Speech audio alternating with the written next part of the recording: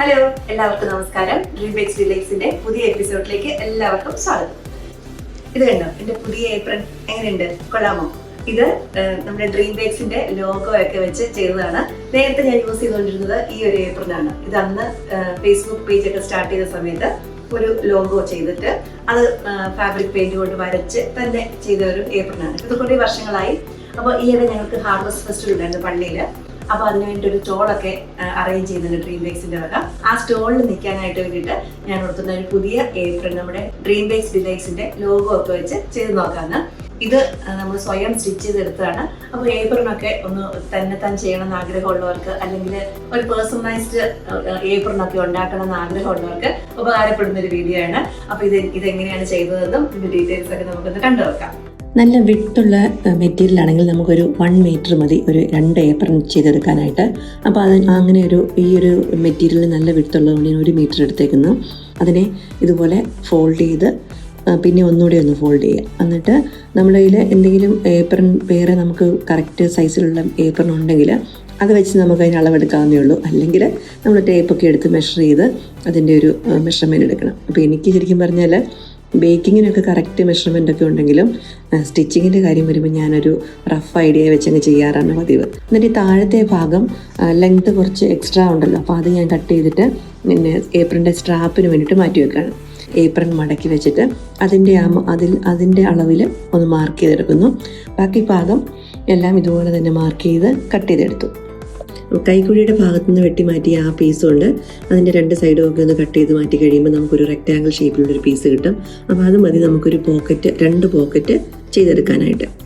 ഈ സ്ട്രാപ്പ് തയ്ക്കുമ്പം അതിൻ്റെ 2 എഡ്ജും ചെറുതായിട്ട് ഉള്ളിലേക്കൊന്ന് ഫോൾഡ് ചെയ്ത് വെച്ച് അടിച്ചെടുക്കാം. അപ്പോൾ പിന്നെ നമുക്ക് തിരിച്ചിടേണ്ട ആവശ്യമൊന്നുമില്ല. അങ്ങനെ തന്നെ ഒരു നല്ല സ്ട്രാപ്പായിട്ട് അതിൻ്റെ എഡ്ജ് നല്ല ഫിനിഷിങ്ങിൽ കിട്ടും. അപ്പോൾ അതിൻ്റെ 2 സൈഡും ഓരോ സ്റ്റിച്ചിങ് കൊടുത്തു കഴിഞ്ഞപ്പോൾ നല്ലൊരു പെർഫെക്റ്റ് സ്ട്രാപ്പായിട്ട് കിട്ടി.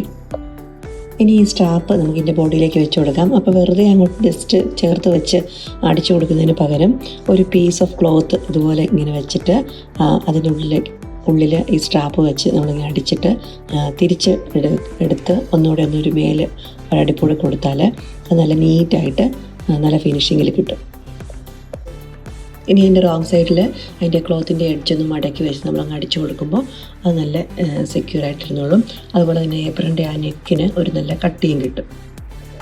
ഇനി എല്ലാ എഡ്ജും ഒരു 1/4 ഇഞ്ച് ഫോൾഡ് ചെയ്തിട്ട് അടിച്ച് റെഡിയാക്കാം. സാധാരണ ഡ്രസ്സിനൊക്കെ പോക്കറ്റ് തയ്ക്കുക എന്ന് പറഞ്ഞാൽ വലിയ ബുദ്ധിമുട്ടുള്ള പണിയാണ്. പക്ഷേ ഇവിടെ ഏപ്രൺ നമുക്ക് വളരെ എളുപ്പത്തിൽ സ്റ്റിച്ച് ചെയ്തെടുക്കാം. ഫുൾ ബ്ലാക്ക് ആയതുകൊണ്ട് ഈ പോക്കറ്റിനൊരു പ്രത്യേക ഭംഗിക്ക് വേണ്ടിയിട്ട് ചെറിയൊരു പൈപ്പിങ് പിങ്ക് കളറിൽ കൊടുത്തു. അപ്പോൾ ഇതുപോലെ നമ്മൾ എടുത്തു വെച്ചിരുന്ന റെക്റ്റാങ്കിൾ പീസിൽ ഈ പിങ്ക് തുണി ഒരു ചെറിയ സ്ട്രിപ്പ് വെച്ചിട്ട് ഒരു പൈപ്പിങ് പോലെ ചെയ്തെടുത്തു. പോക്കറ്റ് തയ്ക്കുമ്പം അതിൻ്റെ പൊസിഷനൊന്ന് മാറിപ്പോകാതിരിക്കാനായിട്ട് ഏപ്രൺ നല്ല നടുകയൊന്ന് ഫോൾഡ് ചെയ്തിട്ട് അതിൻ്റെ ആ മിഡിൽ പോർഷനൊന്ന് മാർക്ക് ചെയ്തെടുക്കുന്നു. അതുപോലെ തന്നെ ആ പോക്കറ്റ് തയ്ക്കേണ്ട തുണിയുടെയും കറക്റ്റ് മിഡിൽ ഭാഗം ഒന്ന് കണ്ടുപിടിച്ചിട്ട് അത് രണ്ടും കൂടെ ചേർത്ത് വെച്ചിട്ട് വേണം നമ്മൾ തയ്ച്ചു തുടങ്ങാനായിട്ട്. അപ്പം ഇത് 2 സെക്ഷനായിട്ടാണ് ചെയ്യുന്നത്. അപ്പോൾ അതുകൊണ്ട് നടുക്കൂടെ ആദ്യം ഒരു അടിപ്പ് കൊടുത്തതിന് ശേഷം അതിൻ്റെ 3 സൈഡും ഒന്ന് മടക്കി അടിച്ച് എടുത്തു കഴിഞ്ഞാൽ നമ്മുടെ പോക്കറ്റ് റെഡിയായി. നമ്മുടെ ലോഗോ ഒക്കെ നമുക്ക് ചെയ്യാനായിട്ട് ഞാനിവിടെ എടുത്തേക്കുന്നത് ഇത് സ്റ്റിഫ് എന്ന് പറയും, അല്ലെങ്കിൽ ഇതിന് ക്യാൻവാസ് എന്ന് പറയും. നമ്മൾ ഈ കോളറിനൊക്കെ തയ്ക്കാനായിട്ടും അല്ലെങ്കിൽ നെക്കൊക്കെ തയ്ക്കുമ്പോൾ ഒരു കട്ടി വരാനായിട്ട് യൂസ് ചെയ്യുന്നൊരു സംഭവമാണ്. അപ്പോൾ ഇതും ടൈലറിംഗ് മെറ്റീരിയൽ ട്രേഡിംഗ് ഷോപ്പുകളിൽ നമുക്ക് കിട്ടും. ഇതിൻ്റെ ഒരു സൈഡിൽ ചെറിയൊരു ഗ്ലേസിങ് ഉണ്ടാവും. ആ ഗ്ലേസിങ് എന്ന് പറയുന്നത് ഗ്ലൂ ആണ്. അപ്പോൾ നമ്മൾ ആ ഗ്ലേസിങ് ഉള്ള ഭാഗം തുണിയോട് ചേർത്ത് വെച്ചിട്ട് അയൺ ചെയ്യുകയാണെങ്കിൽ അത് ഈ മെറ്റീരിയൽ ക്ലോത്തിനോട് ചേർന്നിരിക്കും. അപ്പോൾ തുണിക്ക് നല്ല കട്ടി വരും. അപ്പോൾ ഇവിടെ ഞാൻ ഇതുപോലെ തന്നെ ഈ സ്റ്റിഫ് അല്ലെങ്കിൽ ക്യാൻവാസ് എന്ന് പറയുന്നത് എനിക്ക് വേണ്ട റൗണ്ടിൽ കട്ട് ചെയ്തെടുത്തു. എന്നിട്ട് അത് ഞാൻ എൻ്റെ ഈ പിങ്ക് ക്ലോത്തിലേക്ക് അയൺ ചെയ്ത് തേച്ച് പിടിപ്പിച്ചു. അപ്പോൾ അയൺ ചെയ്ത വീഡിയോ ഞാൻ എടുക്കാനായിട്ട് വിട്ടുപോയിട്ടുണ്ട്. ഇനി ഈ പിങ്ക് റൗണ്ട് ഞാൻ ഏപ്രിലേക്ക് ഫിക്സ് ചെയ്യാണ്. അപ്പോൾ കറക്റ്റ് പൊസിഷനൊക്കെ നോക്കി അവിടെ നിന്ന് മാറിപ്പോകാതിരിക്കാനായിട്ടൊരു പിന്നൊക്കെ കൊടുത്തിട്ട് ചുറ്റോട് ചുറ്റും റൗണ്ടിൽ അടുപ്പിച്ചടുപ്പിച്ചുള്ള ഒരു 6 ആഗ് സ്റ്റിച്ച് സെലക്ട് ചെയ്ത് അതിൻ്റെ ചുറ്റിലും അടിച്ചു കൊടുക്കുകയാണ്.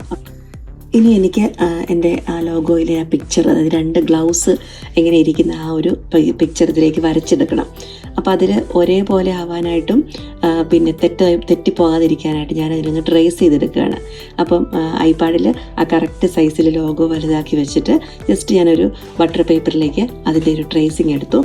എന്നിട്ട് അതൊന്ന് കട്ട് ചെയ്തെടുത്ത് കഴിഞ്ഞിട്ട് ഞാൻ ഇതുപോലെ അതെൻ്റെ ക്ലോത്തിൽ വെച്ച് അതിനൊന്ന് മാർക്ക് ചെയ്തെടുത്തു.